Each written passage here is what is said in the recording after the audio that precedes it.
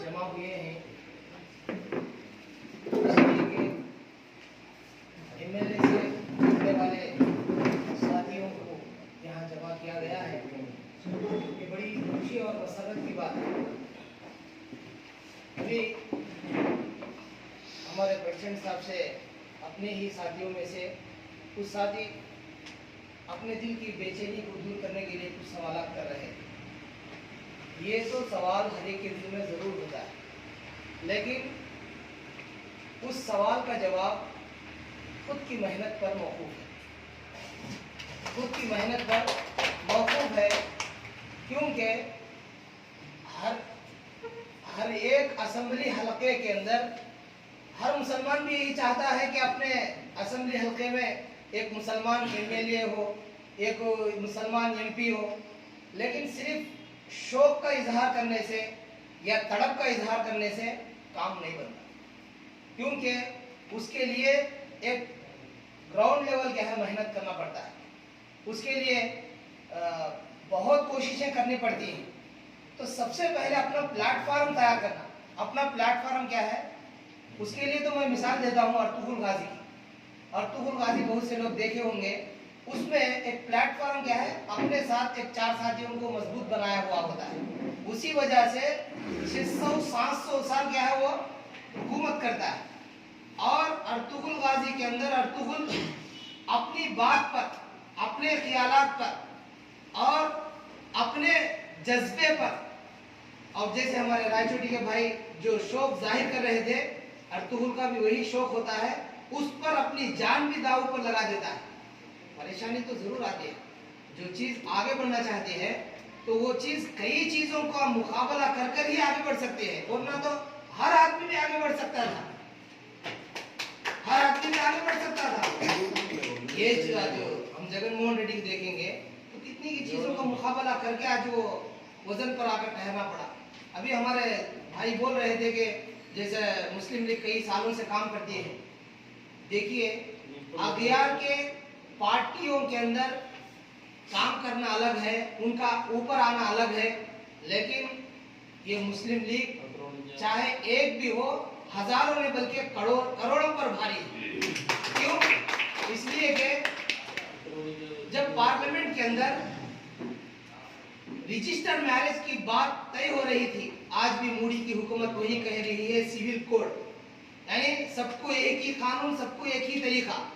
तो उसी वक्त में जब नेहरू प्रधानी था, तो उस वक्त में एक ही एमपी जो पार्लियामेंट में मुस्लिम लीग का था, सुलेमान शेख के नाम से, उसने कहा कि हम इस कानून को नहीं मानेंगे, हम इस कानून को नहीं मानेंगे। तब नेहरू ने कहा कि सब एक तरफ है, आप अकेले क्या करते हैं? तो मैं अकेला नहीं हूं, बल्कि मुझे 6 लाख लोग क्या चुनकर अपना नुमाइंदा बनाकर मुझे पार्लियामेंट में भेजा गया है, इसलिए मुझे आपकी बात मानना पड़ेगा। वो कानून आज तक भी अधूरा पड़ा है, मोदी उसको पूरा करने की कोशिश कर रहा है। तो इसलिए हमारे शमसुद्दीन साहब जो केएमसीसी के जनरल सेक्रेटरी साहब है, वो बता रहे थे मुस्लिम लीग को बचाने के लिए हम बहुत कुछ दाव लगाए, बहुत कुछ कोशिश किए हैं, यहाँ तक कि अपना दामन पकड़कर भीख मांगे हैं, अपना दामन पकड़कर भीख मांगे हैं। तो हमारे प्रेसिडेंट साहब भी ये कहते हैं कि आप अपनी तरफ से जैसी कोशिश करना चाहे पार्टी के लिए करो, मैं कोई एतराज नहीं करूंगा। बहुत से लोग क्या है, ये बहुत से लोग आते हैं जाते हैं, तो कोई ताज्जुब की बात नहीं, क्योंकि मुस्लिम लीग एक बागीचा है, इसमें बहुत से कोई लाते हैं, फल खाते हैं, फल खराब करते हैं और चले जाते हैं। ऐसे ही बहुत से लोग पार्टी में आते हैं और जाते हैं, लेकिन बागीचे को तो उस निगहबानी से फायदा होता है। तो आज हम सब के सब मुस्लिम लीग के बागीचे की निगहबानी करने वाले हैं, और इसके अंदर जितने फल निकलते हैं और जितने फूल खिलते हैं, उन सब फूलों को फल बनाने की हमारी मेहनत है और हमारी कोशिश है। इस वास्ते आज बशीर साहब ने इतने लोगों को एमएलए से ठहरने के लिए हिदायत दिए हैं, तो इसमें नाराजगी की कोई बात नहीं है। प्रेसिडेंट को ऐसा ही होना चाहिए, वरना तो अल्लामा शेख सादी का कौल है कि बेटा तू इतना मीठा ना हो जा कि लोग तुझे खा जाए, और इतना कड़वा ना हो जाए कि तुझे लोग क्या है निगल जाए। तो इस वास्ते मैं तो कहता हूँ कि ऐसा ही होना चाहिए। और दूसरे पार्टियों के प्रेसिडेंटों के बारे में तो मैंने तहकीक किया, तो एमएलए, एमपी, मिनिस्टर बने सो लोगों को भी 5 साल से आज तक मुलाकात की तौफीक नहीं। तो इसलिए आज हम वो जितनी हैसियत रखते हैं, जितनी ताकत रखते हैं, हमारा दिल भी ये जवाब दे के हम भी वैसे ही ताकत रखते हैं, वैसे ही एतकाद रखते हैं। क्योंकि हम किसी एमआरओ ऑफिस में, किसी कलेक्टर ऑफिस में गए तो हम किसी एमएलए से कम नहीं समझते और किसी एमपी से कम नहीं समझते। अरे भाई वो तो उम्मीदवार था ना, वो कामयाब हुआ, हम नाकाम हुए हैं, बस इतनी बात है। तो इसीलिए मैं सब साथियों से गुजारिश करता हूं कि हम अपने जात पर भरोसा रखें और एक अपना प्लेटफॉर्म बनाए और अपने को अपने ऊपर एतमाद चाहिए। कष्ट मैं ये काम करना चाहता हूँ, उसमें जरूर मैं कामयाब होऊंगा। आजू बाजू वालों को देखूंगा तो नीचे गिर जाऊंगा। एक आदमी सेंटिंग मारता है, कहते 10वें अंतस्त को मारता है। अरे तू कैसा मारता रहे हो? तो मैं उधर इधर देखता नहीं, मेरे को मेरी सुनती बस।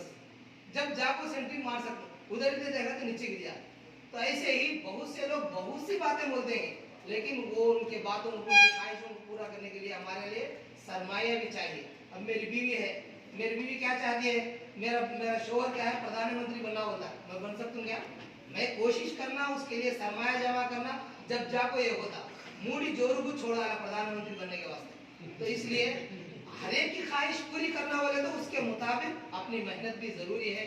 बहरहाल अल्लाह से दुआ भी करना, क्योंकि अल्लाह ताला कुरान में बयान फरमाते हैं वस्तईनु बिस्सब्रि वस्सलाह। हम जो भी काम करना चाहते हैं, एक नमाज, एक सब्र। जल्दी बोले तो उबल आया, तो दूसरा क्या भी नहीं। अल्लाह ताला हम सबको इन सारी बातों पर अमल की तौफीक नसीब फरमाए।